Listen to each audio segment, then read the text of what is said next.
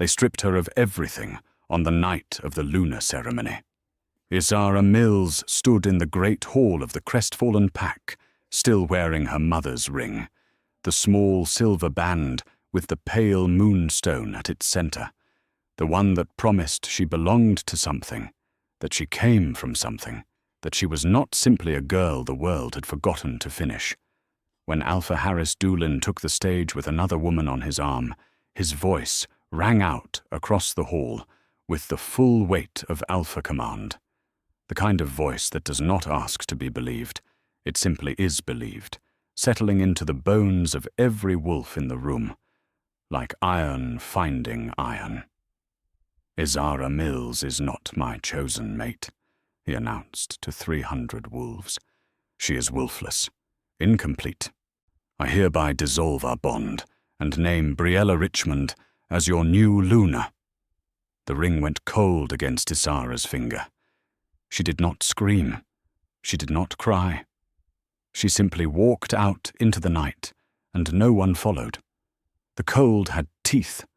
Isara felt them bite through her pale blue ceremonial dress as she stumbled down the stone steps of Crestfallen's great hall, her bare feet meeting the wet granite of the courtyard below. Behind her, the golden light of the hall poured through stained glass windows, wolves mid-shift depicted in deep amber and crimson glass, muscles tearing, bones breaking, new forms rising, beautiful and violent and sacred, the transformation that was the highest expression of everything this world valued, everything she had never been permitted to become.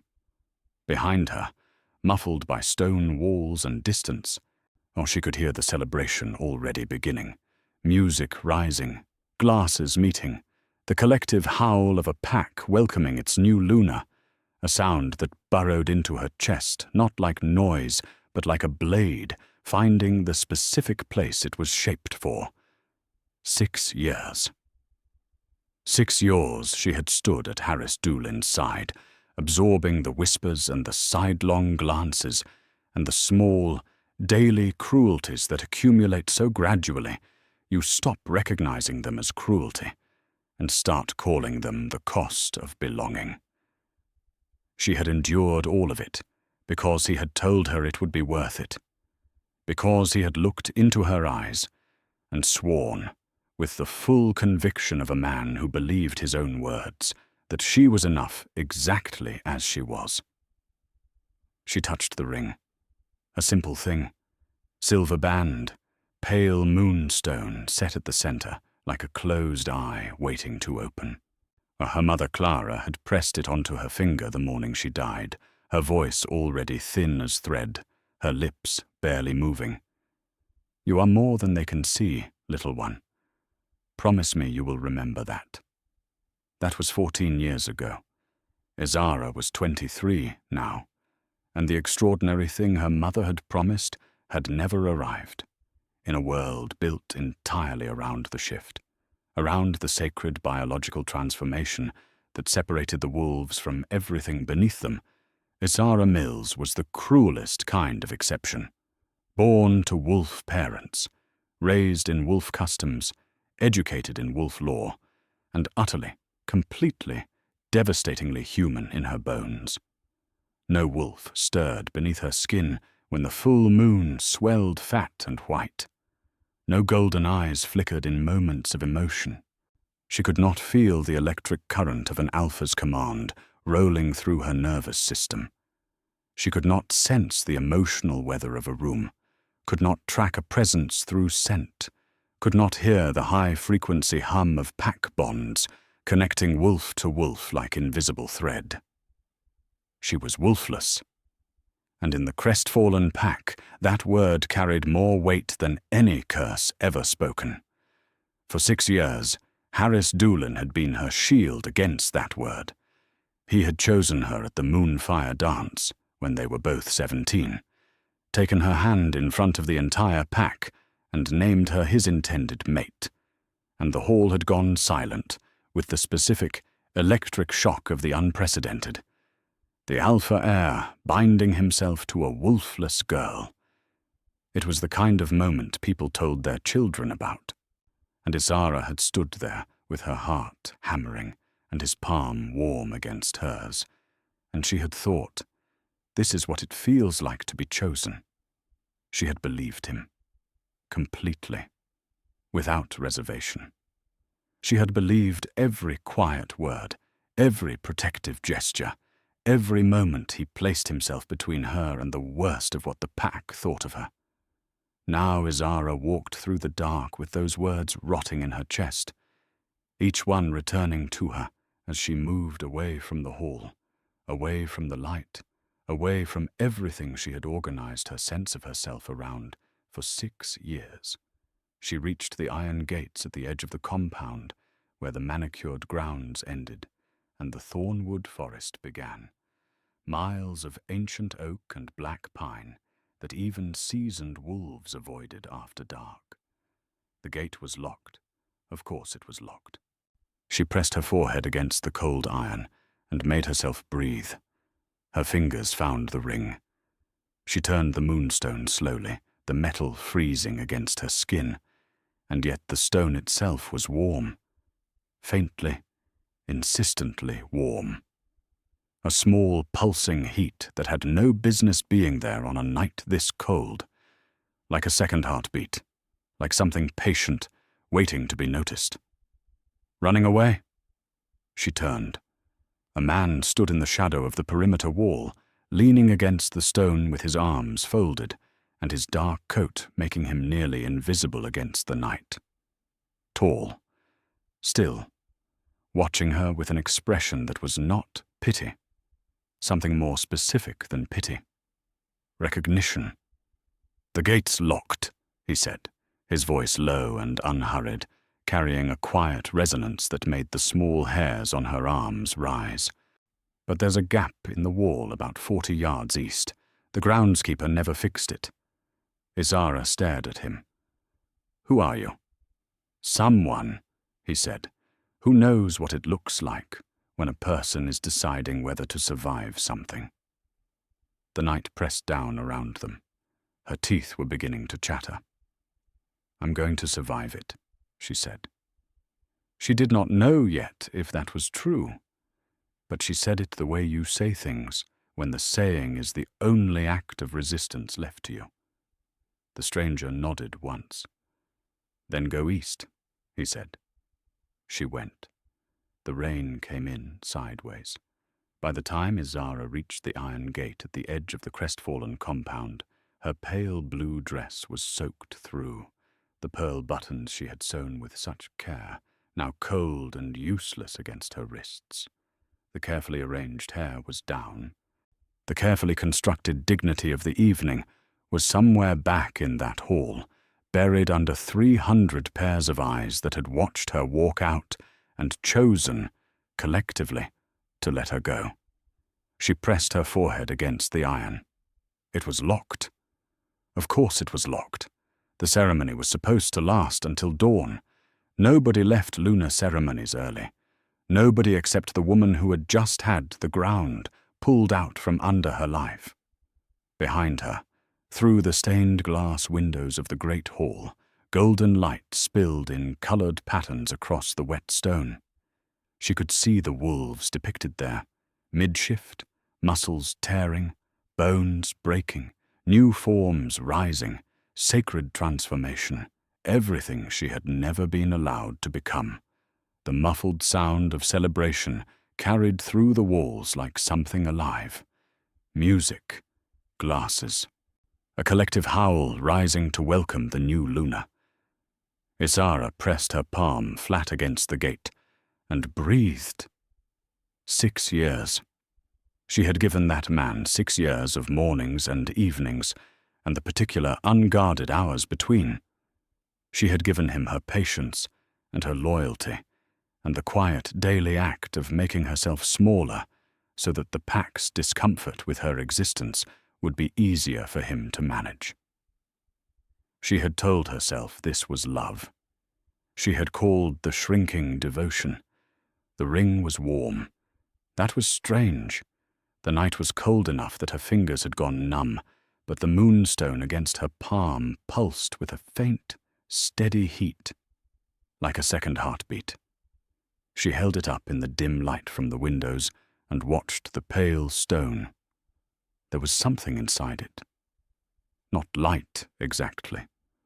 More like the memory of light, or held deep in the crystal, patient and private. Her mother had called it a lunaris stone, said it was carved from moon crystal, found only in the northern mountains. A bloodline relic passed through the Mills women for generations.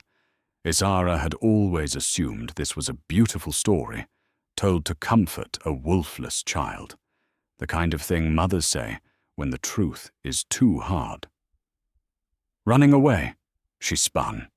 A man stood in the shadow of the perimeter wall, leaning against the stone with his arms folded.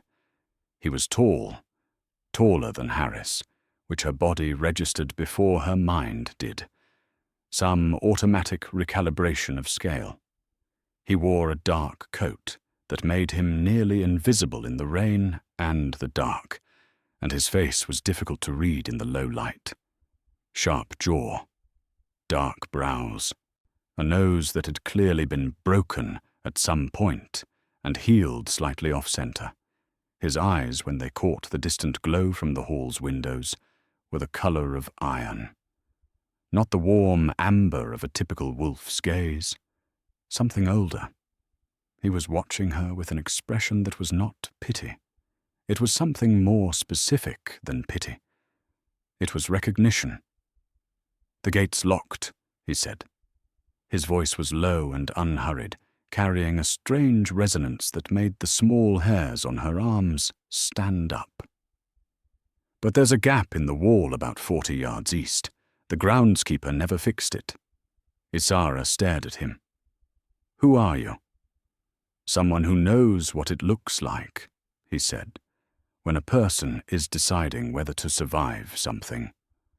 The rain hammered between them. Her teeth were beginning to chatter. "I'm going to survive it," she said. She was not certain this was true. But she said it the way you say things when the saying is the only act of defiance available to you. He nodded once. "Then go east." She went. The Thornwood forest beyond the compound wall was alive with sounds she could not decode. Any wolf she had ever known could read a forest the way a scholar reads a page, every snap of twig passing into species and distance, every layered current of scent composing a three-dimensional map of everything breathing within a mile. Isara heard only chaos, rain against leaves, wind bending the upper branches, the soft, relentless percussion of her own heartbeat. She walked for nearly an hour before her legs decided they were finished. She folded at the base of an enormous oak, its roots rising from the earth like the fingers of something vast and buried. She pulled her knees to her chest and felt the cold settle into her bones properly, the kind of cold that is no longer just temperature but intention, the body sending a formal message about its limits. She pressed her back against the oak and said, quietly, to the dark and the rain and the forest that did not care either way, "I am not going to die in this forest because a man decided I was not enough." It was a small thing to say, but she meant it with everything she had. The footsteps came about 10 minutes later, heavy, deliberate, not attempting quiet, the footsteps of someone who had decided that concealment was no longer necessary. The stranger from the gate stepped through the tree line. He was carrying a wool blanket over one arm and a leather pack over his shoulder. In the grey light filtered through the canopy, she could see him more clearly now, the set of his shoulders, the way he moved, every step precise, as though the ground arranged itself to receive him rather than the other way around. There was a quality to his presence that she could not name, something denser than ordinary stillness. He knelt beside her without asking permission and draped the blanket around her shoulders. It smelled of wood smoke and cedar. She pulled it around herself with shaking hands. "Why are you following me?" she asked. "Because you walked into a forest full of rogues and territorial predators wearing a wet dress and no shoes," he said, settling back on his heels and opening the leather pack. "And I have a functioning conscience." He produced a thermos. "Drink. It's just broth." She drank, and the heat spread through her chest like a slow fire, and she almost wept from the relief of it. "My name is Darian," he said. "I was passing through crestfallen territory when I saw the ceremony begin." He paused. "I'm guessing tonight didn't go the way you planned." "I was supposed to be named Lunar," she said. Her voice came out rougher than she intended. "Instead, I'm—" She stopped. The word homeless was hovering on her tongue, but it was too small. She wasn't just without a home. She was without a pack, a mate, a purpose, a place in any structure she had ever understood.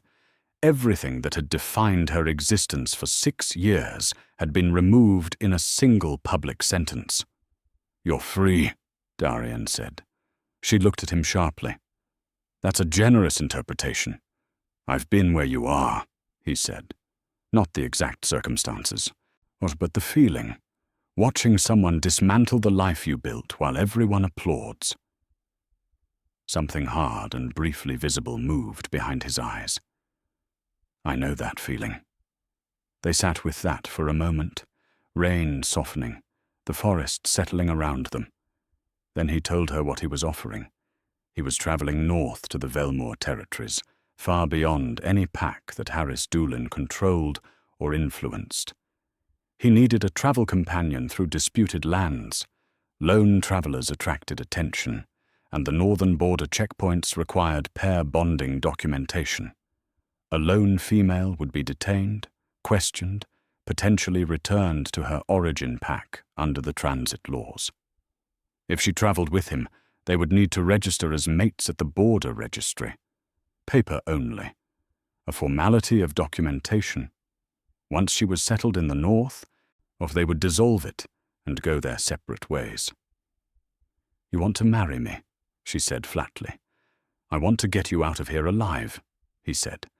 "The marriage is paperwork. Nothing more." She should have said no. Every careful, rational part of her knew she should say no. A stranger in the woods offering salvation was the beginning of a cautionary tale. She had just spent 6 years trusting a man who turned out to be using her as a placeholder. Her instincts were, by any reasonable assessment, not to be relied upon. But Isara looked at the ring on her finger.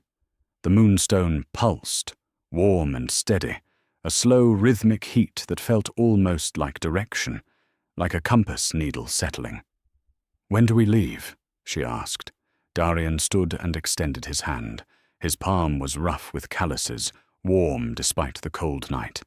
When their fingers met, something moved through Isara's bones, low and subtle, like a note played at the edge of hearing, a vibration she had no category for. She dismissed it as exhaustion. It was not exhaustion. They were married at dawn in a roadside registry office just outside the crestfallen border. The clerk was half asleep, ink-stained, processing the paperwork with the mechanical efficiency of someone who had done this 1,000 times and found it no more remarkable than filing tax forms. A stray grey cat wandered in through the open door, partway through the proceedings, and sat on a stack of papers beside the desk as though it had been invited. Isara signed her name. Isara Mills, written in the careful handwriting her mother had taught her. She felt nothing mystical in the act, no spark of connection, no rush of pack magic, no mate bond snapping into place the way the old stories described, just ink drying on paper. A transaction conducted in the grey light of a very long night's end. She told herself this was better than what Harris had offered. At least Darian was honest about the emptiness of the arrangement. She would spend weeks understanding exactly how wrong she was about that. They travelled north through a landscape that changed its mind about itself every day. The dense, deciduous forests of crestfallen territory gave way, over the first 2 days, to the sparse, silver-barked birch groves of the Midlands, where the trees grew far apart, and the sky came down enormous between them, and the light had a quality Isara had never experienced before. Thin and very clear, like the air itself had been cleaned of everything unnecessary. Darian walked slightly ahead. Not by much, just enough that his body was always between her and whatever lay around the next bend in the track.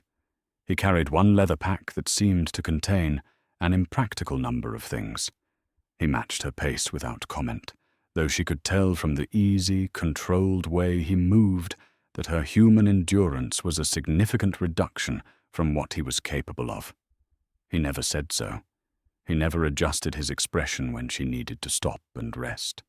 He simply stopped and found something to study in the tree line until she was ready. On the first night, he built a shelter from pine boughs in less time than it should have taken. Fire started with flint and steel, not matches, not the small lighter she had seen most travelers carry.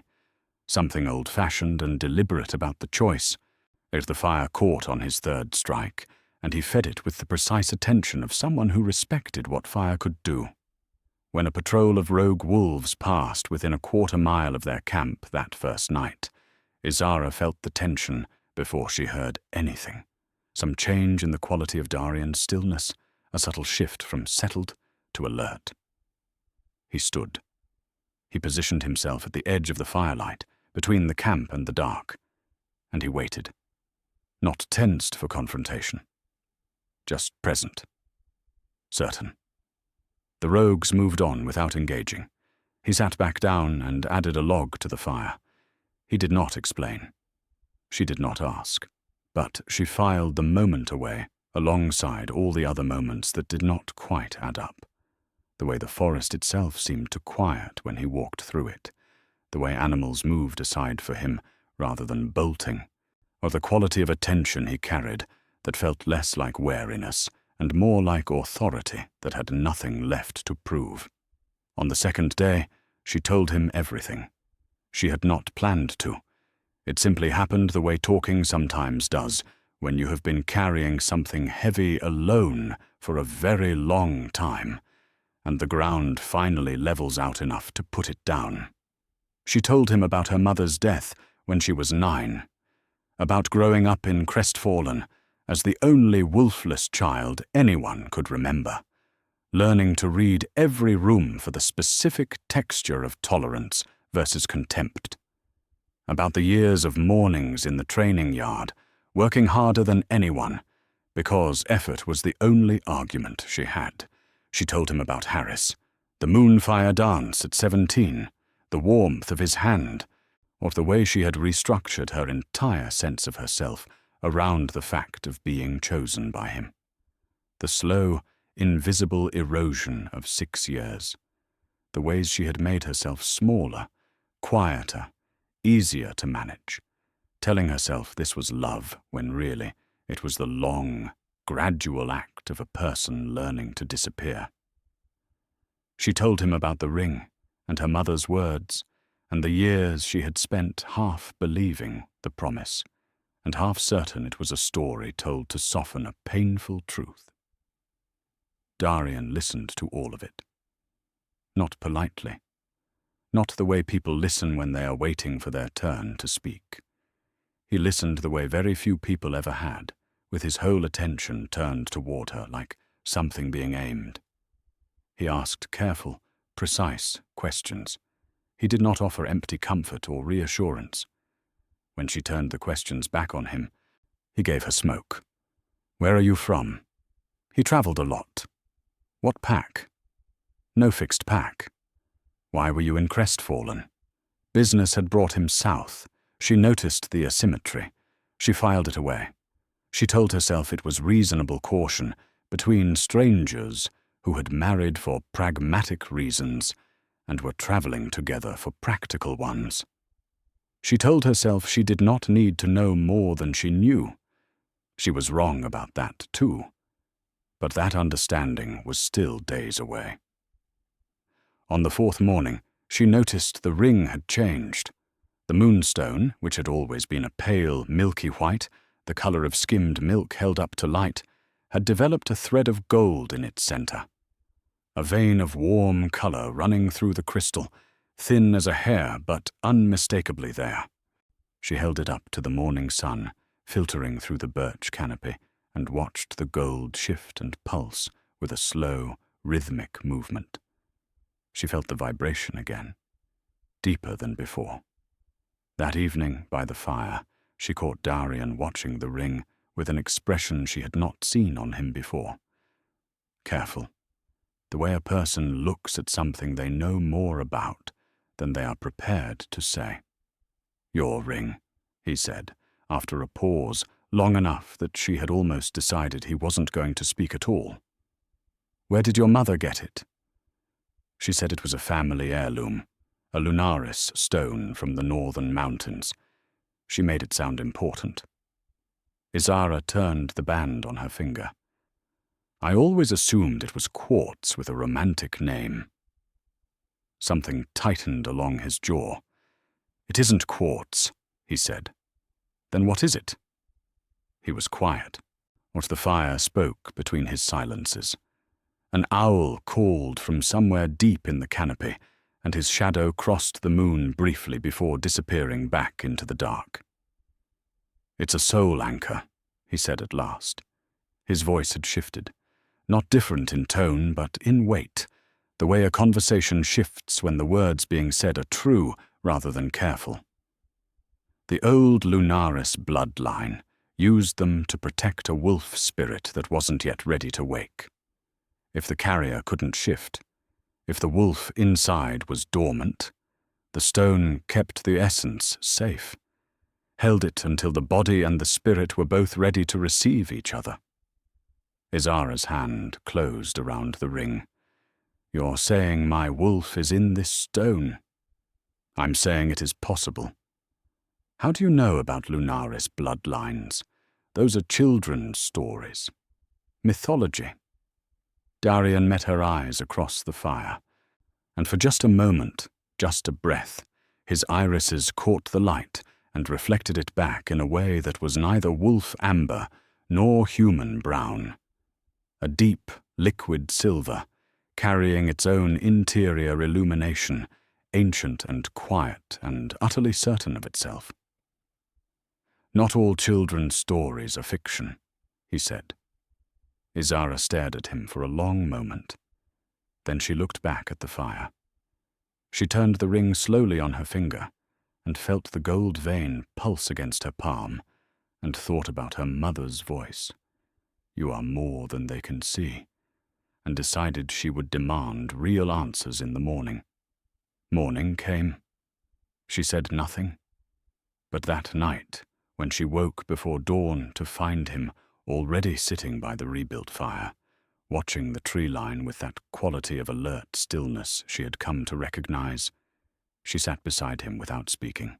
But after a long moment, he shifted, slightly, almost imperceptibly, not toward her, but open toward her, a small adjustment in posture that changed the entire feeling of the air between them. She leaned her shoulder against his arm. He did not move away. Neither of them mentioned it. By the seventh day, Isara had told Darian everything about herself. She knew almost nothing about him.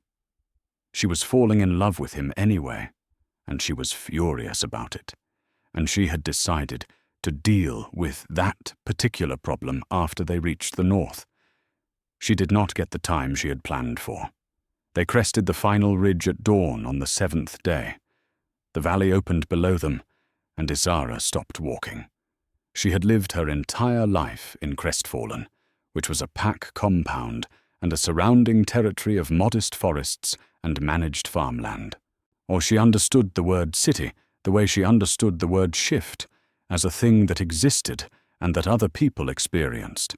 She had not understood it as something she might one day stand above and feel diminish every previous frame of reference she had for the word large. Velmore.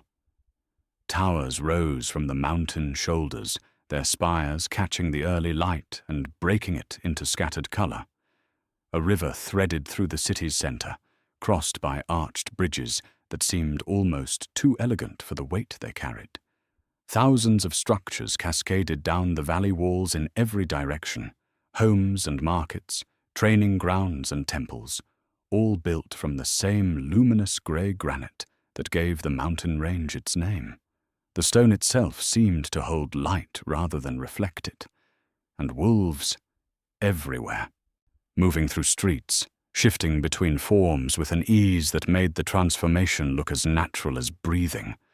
This was not a pack. This was a civilization. "This is Velmore," she breathed. "Ashenir, technically," Darian said beside her. "The capital district." "Capital of what?" He began walking down the ridge. She followed. She noticed the first change about a quarter-mile inside the city gates.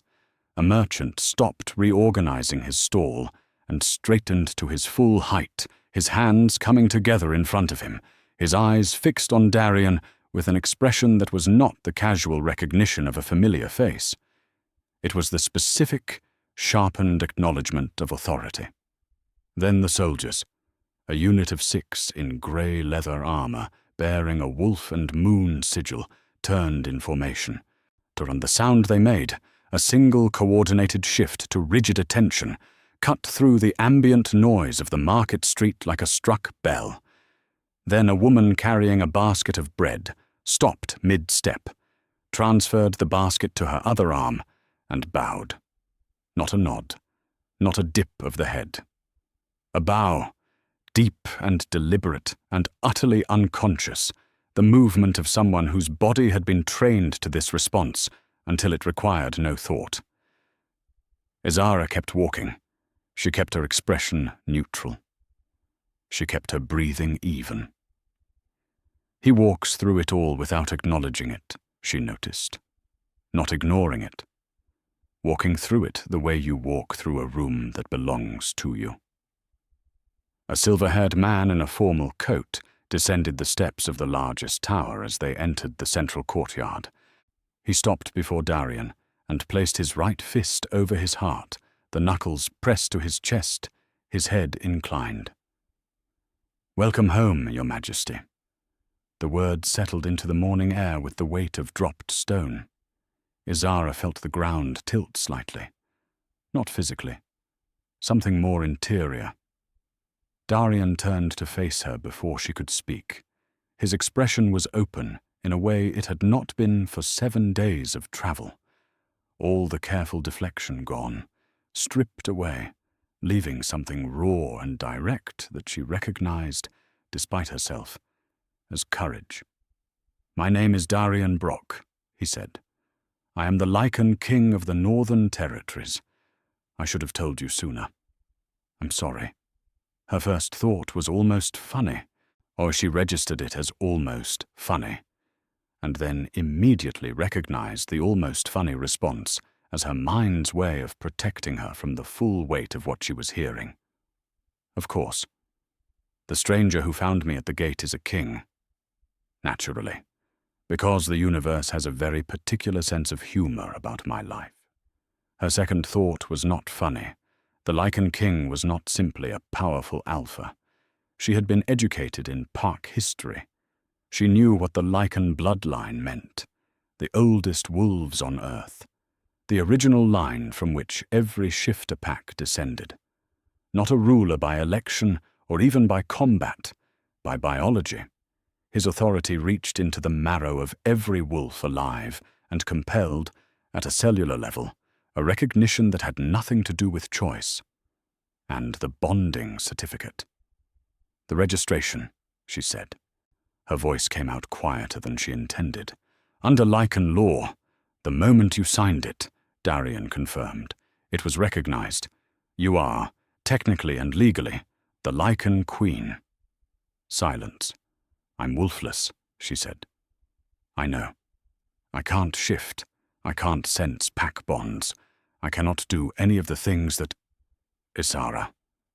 Just her name, said with a precision that stopped her, the way a hand placed gently on an arm can stop a person mid-turn.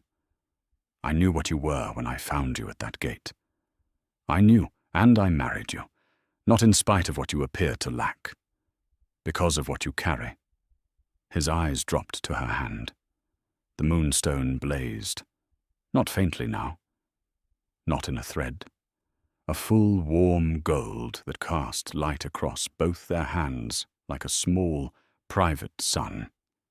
She looked at it. She looked at him. She pulled her hands free. She walked into the tower, and the doors closed behind her like the entrance to a life she had not agreed to. 3 days passed. Her suite of rooms was larger than her entire living space in Crestfallen.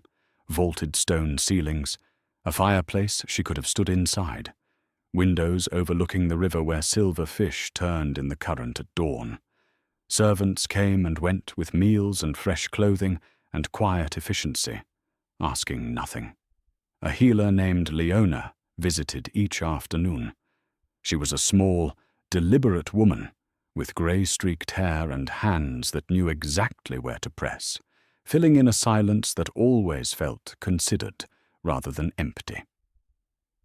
"You've been running on survival for a long time," Leona said on the second afternoon, her warm palms pressed gently to Isara's temples. "Your body is an archive of it. There are marks here you stopped noticing. A pause, or give yourself permission to stop running, even just for a little while." Isara wanted to say that stopping was the most dangerous thing she could do, that everything she had ever built had been built while moving, that stillness was where the grief caught you. She said nothing, but she sat with the thought. Her mind ran the same circuit, hour after hour. Darian's deception set beside Harris's cruelty. 2 men, 2 different kinds of using. Was there a meaningful difference between a man who discards you for profit and a man who rescues you for purpose? Was kindness on the road real kindness if it had an agenda beneath it? But the ring kept pulsing, warm and steady, and sometimes, in the long quiet of the hours before dawn, she thought she heard breathing that was not her own, a slow, even exhalation that seemed to come from somewhere beneath her ribs, as though something in that deep interior space was resting, almost ready to wake. On the second evening, she felt him in the corridor before she heard him. She did not know how. She simply became aware of warmth on the other side of her chamber door, a presence like banked coals, patient and still. She sat on her bed and pressed one hand flat against her chest and the other against the wall beside the door, and she did not open it. After a long while, the warmth moved away down the corridor. She sat with her hand against the wall for a reason she refused to name. On the 3rd day, a messenger arrived from Crestfallen. The council chamber was cold and purposeful, and full of people who knew things Isara did not. Baylor Haskins, silver-haired, the formal coat, the wolf-crowned sigil, stood at one end of the long stone table with the particular posture of a man who has been managing crises his entire professional life and has made a practice of keeping his face unreadable while doing it. Beside him, a veteran commander named Clay Conway, whose scar ran from jaw to temple in a clean white line, studied a map spread across the table with the focused attention of someone already calculating what he would need. Darian stood at the head of the table. He looked like he had not slept. The dark circles were clear, and the tension in his jaw and shoulders was the kind that settles in when a person has been holding something tightly for too long. When Isara walked in, he looked at her, and something in his face broke open briefly and was closed again before anyone else in the room would have caught it. Or she caught it. "Harris Doolin has declared war," he said. His voice was level. The words were not. He laid out the legal argument, Harris claiming the bonding certificate was invalid because Isara had still been within the 30-day mourning period required between mate dissolution and remating under lowland pack law. They had married within hours of the ceremony. Under those terms, Harris argued the registration was fraudulent and the bond null. "He doesn't want you back," Clay Conway said, not unkindly, reading her expression correctly. "He wants what the ring represents. The Lunaris bloodline, if confirmed, would make whoever controls it the most dominant force in shifter history. Armani Richmond worked that out. He is the one funding this." 2,000 wolves, Baylor Haskins said. Or Richmond's hired forces supplementing Doolin's pack, marching north, 6 days out. "We can hold the mountain passes," Darian said. "Velmore is built for exactly this kind of defense. But there is a variable." He looked at Isara. Not with apology, with honesty, which she had come to understand, was the way he looked at difficult truths. Direct, not softened. "The ring responds to proximity and threat," he said. "As Harris gets closer, it will react more strongly. If your wolf wakes before the bond between you and that spirit is stable, before your body knows how to hold that much power, it could be more than you can manage. You are the variable in everything that happens over the next 6 days." She was quiet for a moment. "Then teach me," she said. "Whatever I need to learn to be ready, teach me." The room settled. Baylor Haskins made a note. Clay Conway returned his attention to the map. Darian asked everyone to leave. When the chamber was empty, and the stone walls were holding only the two of them and the fire and everything unsaid, he moved to the window and stood with his back half-turned, and she recognized the posture, the specific posture of a person choosing truth over self-protection, which always looks, from the outside, a little like standing at the edge of something steep. "There is something I need to tell you first," he said, "about why I came south, about what I should have told you on the road." She waited. He told her about the fated mate bond, the Lycan king's connection, which was not chosen but recognized, that he had felt it the moment he crossed into crestfallen territory, weeks before the ceremony. A pull that had nothing to do with logic or strategy. He had followed it south, not knowing what he would find. He told her he had stood in the shadow outside the great hall, that he had watched Harris take the stage with Briella on his arm, that he had watched Isara stand very still and then walk out with her spine straight and her hand on the ring, and that it had taken everything he had not to go after Harris Doolin in that moment. He told her that the roadside marriage had not been purely practical. He had known the bond recognized her. He had told himself the rest of it. The arrangement, the paper, the dissolve and go separate ways, because it was easier than the truth, and because he had not known then whether she would want the truth. "I am sorry," he said. "Nor for every hour I let you believe you were alone in this." Isara stood very still. The ring pulsed against her finger, warm and even, and she noticed, for the first time consciously, that its rhythm matched her heartbeat, and that her heartbeat had slowed into something that matched the low, steady warmth of his presence in the room. "I need time to sit with that," she said finally. "I know. Don't follow me tonight." "I won't." She moved toward the door. She passed close to him, close enough that she could have reached out. She did not reach out, but she slowed just slightly for just a moment, and the slowing said what she wasn't ready to say with words. She felt him notice it. She kept walking. She came back at dawn. Darian was in the council chamber, alone, standing at the stone table with a cold cup of something. And when she walked in, he turned with the specific quality of attention of someone who has been hoping for something without letting themselves rely on it. "Teach me," she said.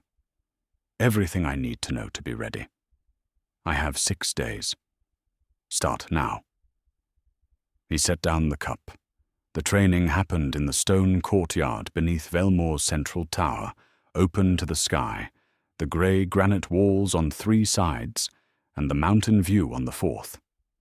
Leona came in the mornings to check on Isara's physical state. Darian was there for the rest of it. The first day was humbling. He stood behind her, his hands barely resting on her shoulders, and asked her to breathe below the chest.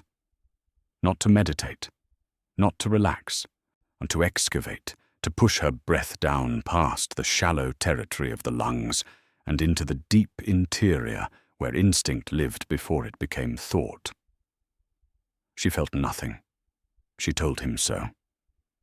"You've spent 23 years being told there was nothing there to find," he said. "You learn to stop looking before you learn to look. We are undoing that. It takes time."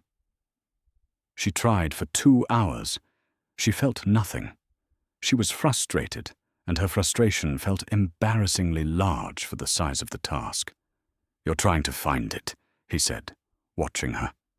"Stop trying, just listen." "That's not helpful." "Most useful things aren't immediately helpful," he said. Not unkindly, a small suggestion of warmth at the corner of his mouth that she was beginning to recognize as his version of amusement. The second day, something shifted.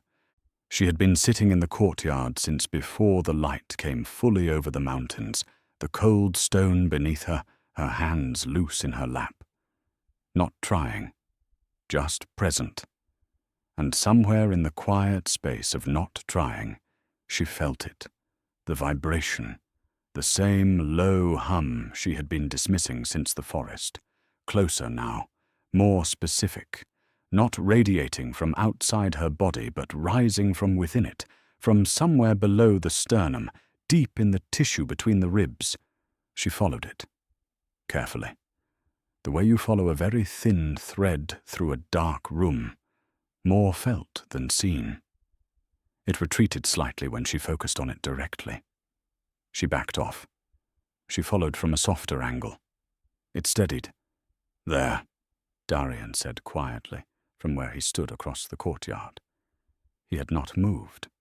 He was watching her with an expression she would later try to describe, and be unable to, something between relief and reverence, both emotions carrying more weight than he was allowing to show on the surface.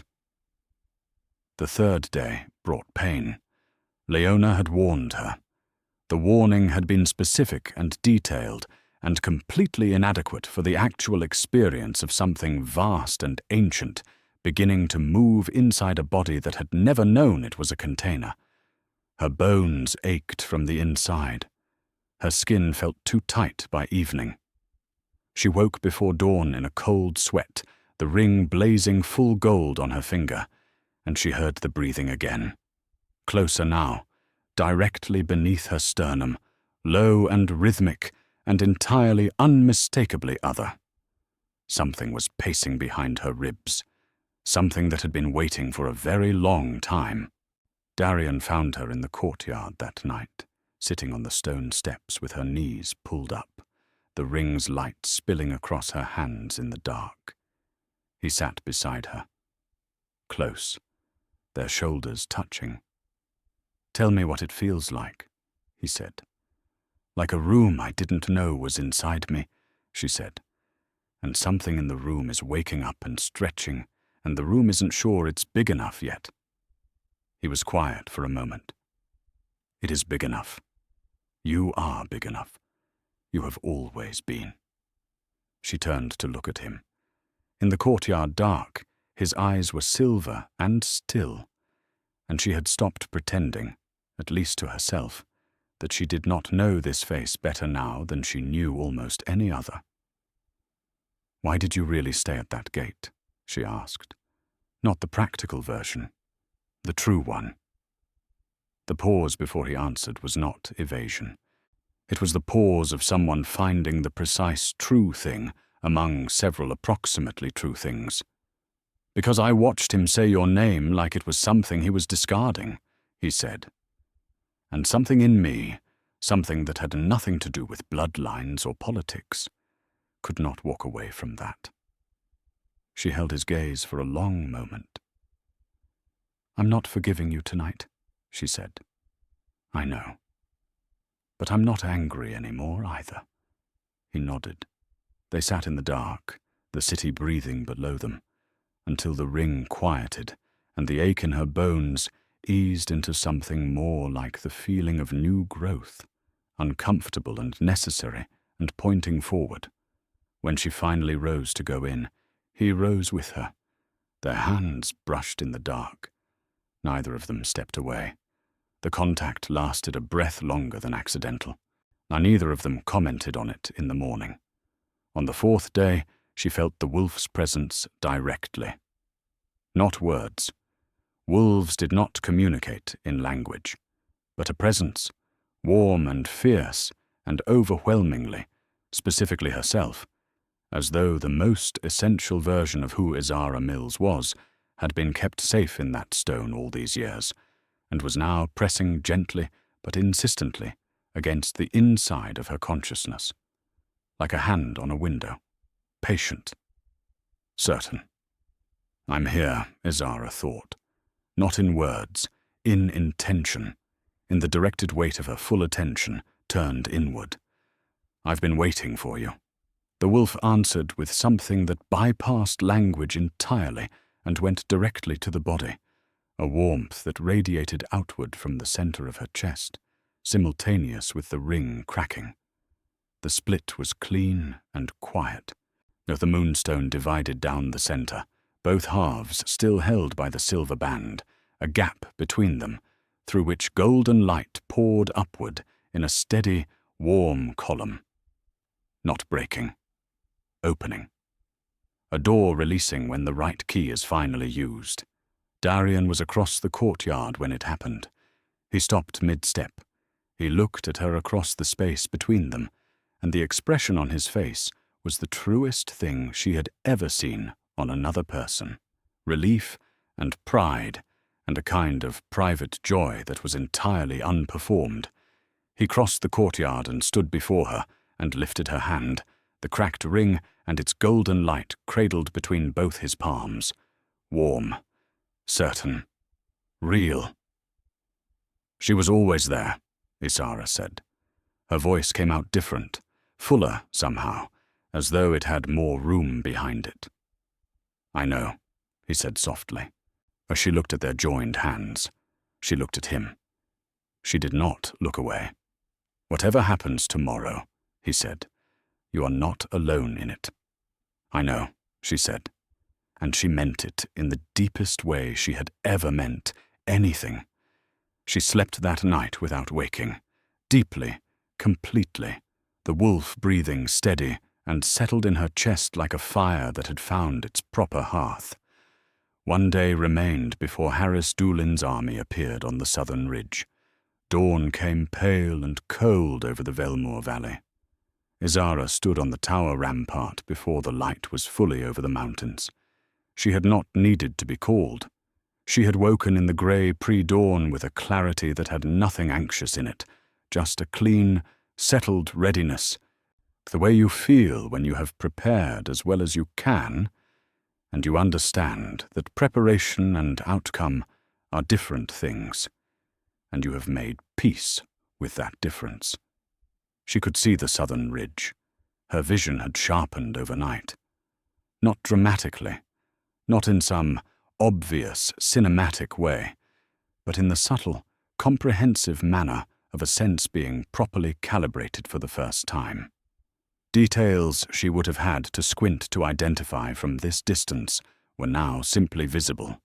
The texture of the ridge's stone face, the shapes of birds crossing the pale sky, the distant line where the forest ended and the mountain climb began. She saw Harris's forces appear over the ridge just as the sun cleared the mountains. They came like dark water pouring over a lip. 2,000 wolves, many in half-shift, but their bodies massive in the grey light, moving with the grinding collective momentum of an army that has told itself it is righteous. Armani Richmond's hired wolves supplemented the main force. She could distinguish them by their absence of pack formation, the unaffiliated way they moved, wolves without loyalty, sold for the season. At their head, on a black warhorse, because Harris Doolin had always preferred theatre to practicality, rode the man she had given 6 years of her life to. She could see him clearly from the rampart, the gold embroidery on his battle armor, the deliberate set of his shoulders, the chin that she had spent 6 years interpreting as confidence and was now reading, with the corrected vision of distance, as performance. Now she could smell the familiar ozone and cedar of his alpha power drifting up the valley on the morning air. And she could feel his command reaching for her. The alpha frequency, that deep, biological wave of authority, designed to compel obedience in every wolf within its range, rolled up the valley like invisible pressure. Around her on the rampart, Lycan soldiers braced against it visibly, their posture adjusting, their focus narrowing. They were strong enough to hold against it, but the effort was palpable. The frequency reached Isara's skin and ran off it like water off stone. Not because she was resisting it, because she was something it was not designed to touch. She looked down at the ring. The cracked moonstone blazed full gold in the morning light, steady and certain. Darian appeared beside her. He was already in half-shift, taller in this form, broader, his features sharpened into something at the boundary of human and something much older. His eyes were fully silver, clear and still, carrying the depth of the oldest wolves on earth. He was extraordinary to look at, and she had stopped pretending this was a neutral observation. "He's issued a challenge," Darian said. His voice resonated with harmonic depth in this form, like a chord rather than a single note. "Single combat. Mate right under the old laws. He's arguing the dissolution was improper." "He doesn't want me," Isara said. "No," Darian agreed. "Are you afraid?" she asked. A pause. "Not of him," he said. She understood exactly what he meant. She felt it too. Not fear of what Harris had brought, but something more exposed. The specific vulnerability of having something real to protect now, real in the way that paper arrangements never were.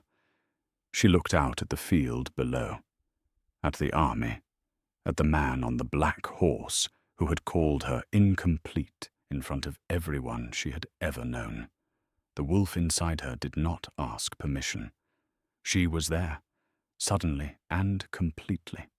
A vast, warm presence rising through Isara like a tide that had been held back by a closed door for 23 years. And the door was open now, and there was nothing held back about it.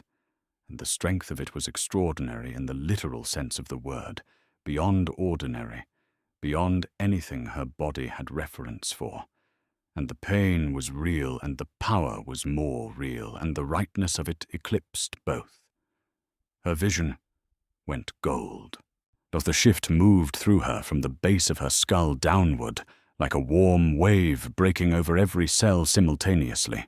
She felt the rampart under her feet, and then she felt it differently, with paws rather than bare feet, with the full proprioceptive range of a body that was exactly the right size and shape for what it was meant to do. The wolf on Velmore's rampart was white. Pure, luminous white. Not the white of absence, but the white of everything combined. The white that light becomes when it contains all colors. The wolf's eyes were silver, carrying the same depth as Darian's in his Lycan form. And she was large, very large, larger than any lowland wolf by a considerable factor, and light moved through her fur like wind through tall grass. Not reflected light, generated light, coming from within, golden and warm, or radiating in all directions, the lunaris wolf, the light-bearer, the first to walk the earth in 300 years. Below the rampart, Harris's army stopped. Not a commanded halt, a collective, involuntary cessation of movement, 2,000 wolves going still simultaneously, the silence dropping over the field like something physical. Every trained reflex, every military formation, every purchased loyalty paused in the presence of something that bypassed all of those layers and spoke directly to the ancient thing that lived in every shifter's core, the primal recognition, older than any pack law, older than any alpha hierarchy, of a power that predated all of it. Isara leaped. She did not deliberate. The wolf knew what was needed, and her mind and the wolf were not separate things anymore, were not negotiating. They were simply one unified intention, moving through air and landing with a sound like a flat hand struck against a drum on the stone field 60 feet below the rampart. Harris's warhorse scattered immediately. Animals always understood before people did. She shifted back. The return was as effortless as exhaling. One continuous movement, wolf to woman, paws to bare feet, the golden light settling from radiated to interior, glowing now under her skin like coals banked in ash, permanent and quiet. She stood before Harris Doolin on the cold stone field. Up close, she could see things that distance had obscured. His wolf was not answering him. She could see the attempt, muscles firing, bones beginning the familiar preparations, and the refusal. His wolf was pinned behind his ribs by something it recognized as categorically senior to his dominance, and no amount of command could override a recognition that lived below choice. Harris was afraid. The realization moved through Isara without triumph. She registered it as information, not satisfaction. The man who had stood on a stage and called her incomplete, who had used the full weight of alpha authority to erase her in front of everyone she had ever known, was standing on a cold stone field, unable to call his wolf, looking at a woman he had discarded, and understanding, perhaps for the first time, the specific and irreversible nature of what he had thrown away. "You told 300 people I was incomplete," Isara said. Her voice carried across the field without volume, or the lunaris frequency moving through the air and landing in the chest of every shifter present with the specificity of a key finding its lock. Not commanding, revealing. "You spent 6 years letting me believe I was fortunate to be chosen by you. You made me feel like a burden that needed to justify its weight." Harris's mouth opened. She held his gaze. "I know about your father's letter, Harris. I know what I was to your family. A contingency. A bloodline asset kept in proximity, just in case. When a better asset became available, the contingency was cleared." Something moved across his face. Not guilt, exactly. The more specific emotion of a person confronted with a true account they had preferred not to see stated plainly. Behind him, the hired wolves were kneeling, but not in response to any command. Their purchased loyalty had no resilience against the lunaris frequency, which was not commanding anyone to anything. It was simply making the truth of their own internal states impossible to ignore. Many of them had not wanted this war. The frequency made that undeniable, and the kneel was the body expressing what the mind had been overriding. Then the pack wolves began to follow, one by one, then in small groups, then in larger ones. Not all of them, but more than half, the field becoming a patchwork of the standing, and the kneeling, the committed, and the reconsidering. "I'm not going to harm you," Isara said to Harris, and the gentleness of it was the most devastating thing she could have said. "That is the difference between what you believe power is and what it actually means. Or you looked at dominance and saw the whole of strength. I looked at everything I couldn't do and found what I could." She stepped closer. He did not step back. But the stillness with which he held his ground had changed from confidence to effort. Go home, Harris. Go back to your alliance and your pack and everything you built on other people's silence. Live in it.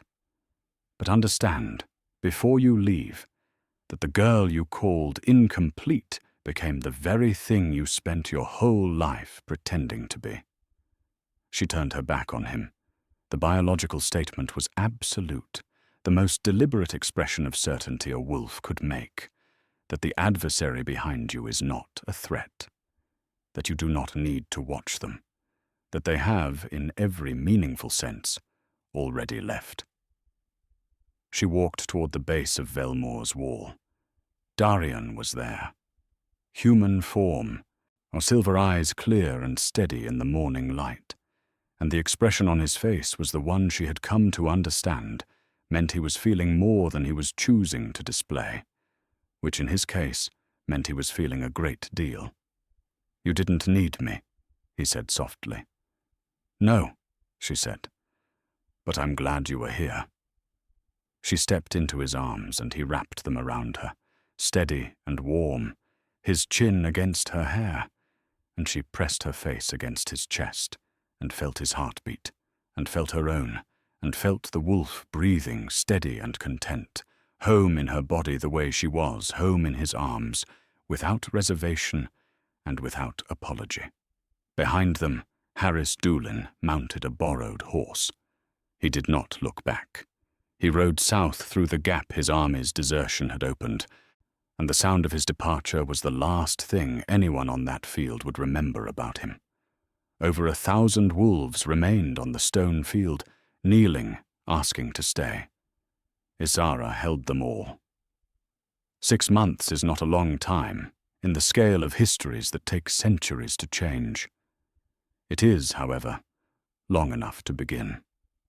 Isara sat in Velmore's east garden on a late afternoon in early autumn, a stone bench warm with the last of the day's sun beneath her, a stack of correspondence in her lap that she had been working through since midday, 3 separate requests from lowland pack territories asking to send their wolfless members north, 2 proposals for expanded sanctuary infrastructure from Leona's team, 1 letter from a young woman in the southern territories, handwritten on folded paper, asking if it was true that the Lykan Queen had been wolfless once, and if she had been, how she had survived it. Isara set that one aside to answer personally. The ring released while she was reading. No drama in it. No crack of metal, no shower of light. The clasp simply opened, as naturally as a breath releasing at the end of an exhale. The silver band slid from her finger and settled into her palm, the moonstone dark and quiet. The gold veins faded to the faintest traces, like the ghost of writing on a page that has been washed clean. Leona appeared at the garden doorway, as though she had been waiting for exactly this moment, which, Isara suspected, she had. The soul anchor is finished, Leona said, coming to sit beside her. Your wolf is fully home now. The stone kept her safe for 23 years. It's allowed to rest. Isara turned the ring in her hands. It was lighter than it had been. The weight it had lost was not physical. My mother knew, she said. She must have known what it was. She knew what you were, Leona said. She was making sure the world didn't take it from you before you were ready to defend it. The 6 months had been the most demanding and the most meaningful of Isara's life. She had not arrived in Velmore and settled into queenship like a title claimed and worn. She had taken the shape of the role apart and rebuilt it from principles she actually believed in. The sanctuary network had been the first project. Shelters across 7 northern territories, staffed by healers and supported by pack infrastructure, specifically designed for the wolfless, the displaced, the outcast, everyone the lowland pack system had decided was not worth the trouble of inclusion. She had driven the proposal herself, had argued it through 2 rounds of council resistance, had sat in rooms with traditional pack elders who had spent decades assuming the hierarchy they upheld was simply the natural order of things, and she had dismantled those assumptions with patience and precision and the specific kind of persistence that comes from having spent your entire life on the wrong side of such hierarchies. Baylor Haskins had eventually stopped opposing her in meetings and started bringing her coffee before them instead, which she chose to interpret as respect. Clay Conway had requested assignment to the Sanctuary Network Security Division on his own initiative.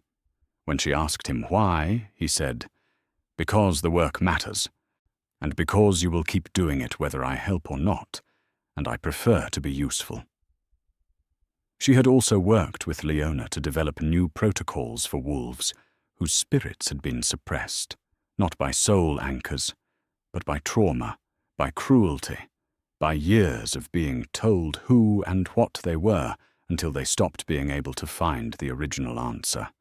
The work was slow and required different things in every case, and it was nothing like battlefield medicine, which gave you a clear outcome and a timeline. This work had neither. She did it anyway. News arrived from Crestfallen gradually, in pieces, like a mosaic assembling itself in the corner of her vision. Harris's pack was fracturing.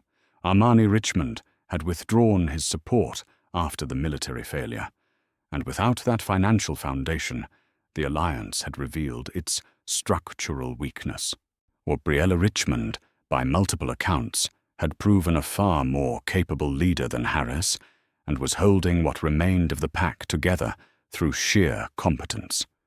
Isara found, when she sat with her feelings about this, that she didn't wish Briella harm. She wished her the particular specific blessing of never needing a man's approval to understand her own worth. She had examined her feelings about Harris carefully, the way Leona had taught her, facing the wound, not living in it. What she found when she looked was not hatred. It was something quieter and more permanent, clarity. He had done a damaging thing. That damaging thing had set in motion every event that led to this garden, this city, this work, this life. Both facts were true. She did not owe him gratitude for her pain, but pain had been her teacher, and she was committed to ensuring that others need not pay the same tuition for the same lessons. The East Garden was filling with the blue-violet light of mountain twilight when she heard footsteps on the stone path. Darian, still in council clothes, dark hair pushed back from a face that carried the specific tiredness of a man who had been negotiating difficult things for several hours and was very glad to be done with them. He looked tired. He looked like himself. Both things were true, and she had stopped being surprised by how much she liked both things. "Council ran late," he said, settling onto the bench beside her, his thigh warm against hers. His presence, the same settled, certain warmth it had been since the first night in the forest, except that she no longer had any resistance to it. Or the Eastern Pacts again? They want to renegotiate border agreements. Again. "They'll come around," Isara said. He looked at her sideways. "You always say that. I learned it from you. I'm always right. About that specifically. Not everything." He laughed, a real laugh, startled and warm, the one that appeared rarely enough that she still found herself quietly pleased each time she earned it. She held up the ring between them. He took it gently, turning it in the last of the daylight, the dark stone quiet in his fingers. "It let go," he said. "It did its job." He turned it once more, then placed it back in her palm and closed her fingers around it, his hand remaining over hers, warm and unmoving. "Your mother was right," he said. "She was," Isara said, "though I think she meant something larger than a wolf." He looked at her. "Oh, I think she meant the capacity to become someone who deserved the life they were meant to have," Isara said. The wolf was always there. But the person who could hold her, that took time. That took all of it. Every year of Crestfallen. Every year of Harris. Every mile of road north. She looked out over the valley. Even you, keeping your name to yourself for 7 days. I am still sorry for that. I know, I'm not holding it. She turned to look at him. I'm holding this instead. She laced her fingers through his. Below them, Velmore filled with the soft, warm light of evening, the city glowing against the mountain, dark like something that had found its exact right temperature and settled there. The river caught the last of the sky and threw it back silver. Then, from somewhere deep in the valley, a single wolf began to howl. That one long, clear note, rising through the dusk, climbing through the registers until it hung suspended at the highest point of its reach. A heartbeat of silence. Then another voice answered, from across the river. Then another, from the training grounds. Then more, weaving together the way voices do when they know each other well. Not competing, not performing, but building, each one finding its place in the whole. The pack's evening song, moving through the mountain air in a harmony that was wild and precise, and older than anything written down. Isara closed her eyes. She could feel them. Not hear. Feel. Every voice was a thread she could sense in her chest, in her hands, in the specific interior space where the wolf lived and breathed and had been breathing for 6 months now, with the deep, satisfied rhythm of something home. Every wolf in the valley was present to her, not as information, but as connection. The living, breathing fact of belonging, of chosen and choosing, of a community that held its own weight and held its members within it. She had spent 23 years outside this feeling. She held it now without desperation, without grasping. Gently, the way her mother had once held her. The ring lay quiet in her palm, its moonstone dark and resting, its work finished.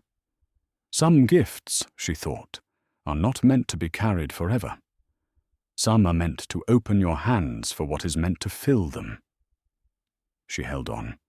The stars came out above the Velmore valley, one after another, patient and certain, like promises that had been kept quietly all along and were only now choosing to show themselves. The wolf breathed in her chest. The city glowed below. The man beside her was warm and real and entirely, unhesitatingly present. And Isara Mills, who had been told she was incomplete, who had been managed and discarded and left in the cold and had walked into the dark anyway, held all of it in her open hands. She was not incomplete. She had never been incomplete. She had simply been becoming. If this story moved something in you, if you felt her pain at the beginning, or her fury in the middle, or that moment when she turned her back on Harris and walked away, then you already understand what this story was really about. It was never about the wolf. It was about a girl who kept her promise to her mother, even when it cost her everything, even when the extraordinary thing seemed like it would never arrive. It arrived. It was always going to arrive. And some things just need the right conditions to bloom. If Isara's journey meant something to you, share it with someone who needs to hear that being told you are not enough is not the same as being not enough. Those are entirely different things,